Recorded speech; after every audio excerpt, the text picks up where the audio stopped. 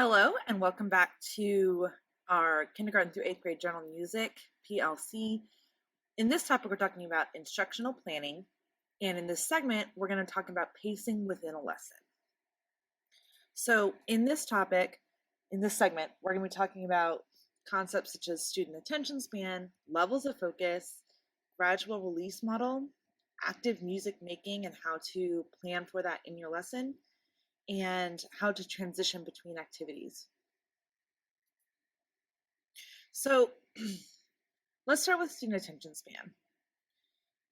The whole structure of this PLC for adults was changed this year from a single 30-minute video model to different segments. Even us as adults need to have some sort of breakup of material for our brain to be able to process and kind of categorize what we're learning into different groups. Students are the exact same way, except that their attention span is obviously much smaller and then it grows over time. So the phrase that I always remember is their age plus 1 minute, which is not exactly true according to science, but it's a good starting point. So for example, a kindergarten student who's 5 years old, their attention span might be 6 minutes. And then a fifth grader who's 10 years old, their attention span might be 11 minutes.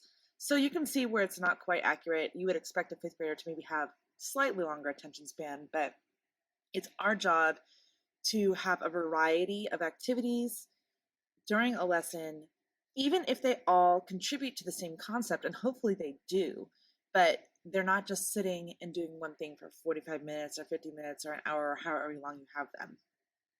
With that said, part of doing different activities is varying the level of focus. So I like to start my lessons with a light warm-up. I don't even tell the students what we're working on that day. It's just to get them actively engaged in music making right away and get them excited to learn. And then we'll dive into the concept of the day, which requires more focus. So my activities go up and down throughout the course of a lesson in the level of focus students need to have. So I also like to structure my lessons in a gradual release model. And this is kind of an old school way of thinking about it, but it still holds up in my opinion. So once we've done our introductory activity or a warm up, I'll present the concept of the day and I'll present the ideas and also kind of explain the activities that we're going to do. Then we'll practice them as a whole group with my support and my guidance. Then maybe I'll release some of that responsibility onto them to work in small groups. And finally, they'll try it independently. This could be, for example, rhythm writing. We'll do a rhythm reading exercise, and then on the board, I will show them how to write my own rhythm. And then maybe I'll call individuals up to the board, and as a group, we'll kind of coach that student through writing that rhythm. And then I'll hand out manipulatives, and as a group, they'll create a rhythm. And then finally, we'll do some sort of individual rhythm assessment. And that could even be like the ticket out of the door moment where they are showing me an individual rhythm that they wrote. And so that way, you're still focusing on the same concept, but going back to pacing, those activities are changing and the level of focus is changing as you progress through that lesson. So we obviously want our kids to be actively making music every time they step in our door.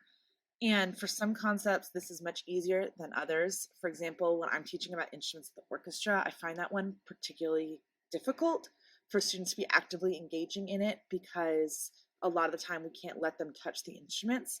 So there's kind of ways around that. But for the most part, things like singing and playing instruments and moving, those are ways to get your students actively engaging in making music. And again, you can have all three of these examples all heading towards the same concept. So maybe if our concept is pitch, then we will sing using the solfege syllables, and then we'll transfer that melody to the xylophones or to the recorder. And then we'll add some movement to demonstrate how the melody is moving, or adds, maybe it's a folk dance and a folk song, and so we'll have half the class doing some sort of movement with that song that really doesn't have anything to do with the melody. It just kind of reinforces the song, and then we'll have the groups switch. So that's got to be like the meat and potatoes of your lesson. You got the introduction of the concept, and the teacher demonstration of activities should hopefully be a very quick portion, and then we release that responsibility and release that active music making to students as soon as possible. But as we do those different activities, we still have to connect them together. So I like to structure my lessons around a central concept, and maybe that concept is, like I said, pitch, and I'll try to use maybe like a central song for that day. For the older grades, they can have one song and do a lot of activities with it.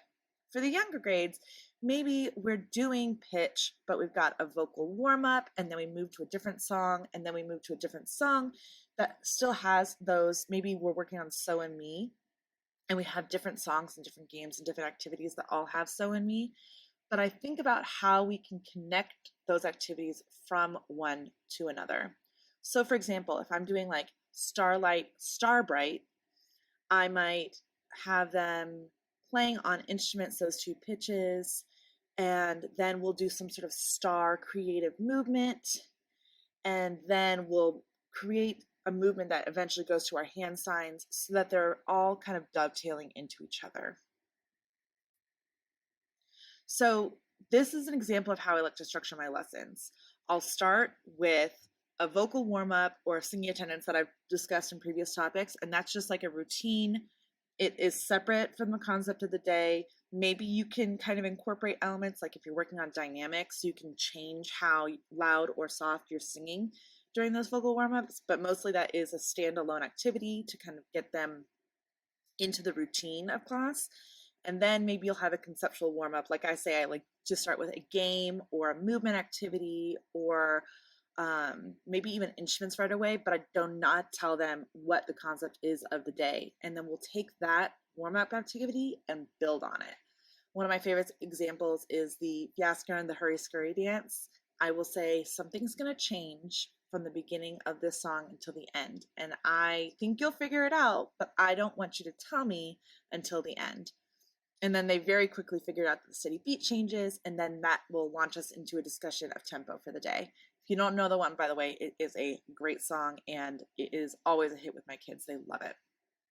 So then we'll talk about what that concept is. So today you notice that the beat was going a little faster. We're going to call that tempo.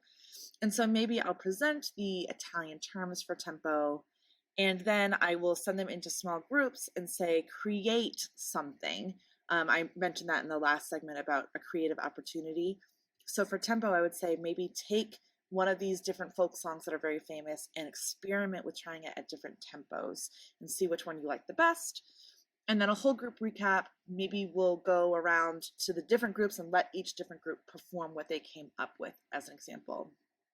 So this is a way to think about how you can structure your lessons so that you are pacing within the lesson to meet the students' needs. Again, with the younger grades, these activities are going to need to go a little bit faster. With the older grades, you can give them a little bit more time to stretch. One thing I heard one time that kind of really stuck with me is that the best classroom management is engagement, and pacing is a big, big part of engagement. So you got to kind of find that sweet spot between fitting in a bunch of different activities that kind of build on each other towards a central concept, while also giving the time to the students to kind of get used to that concept and really become familiar with the ideas. So you kind of find that sweet spot of going fast enough to keep their engagement, but not too fast that you leave them in the dust and they have no idea what you're doing. So kind of things to think about when you are planning your lesson and pacing within a lesson. This is Instructional Planning, Segment 2, Instructional Pacing.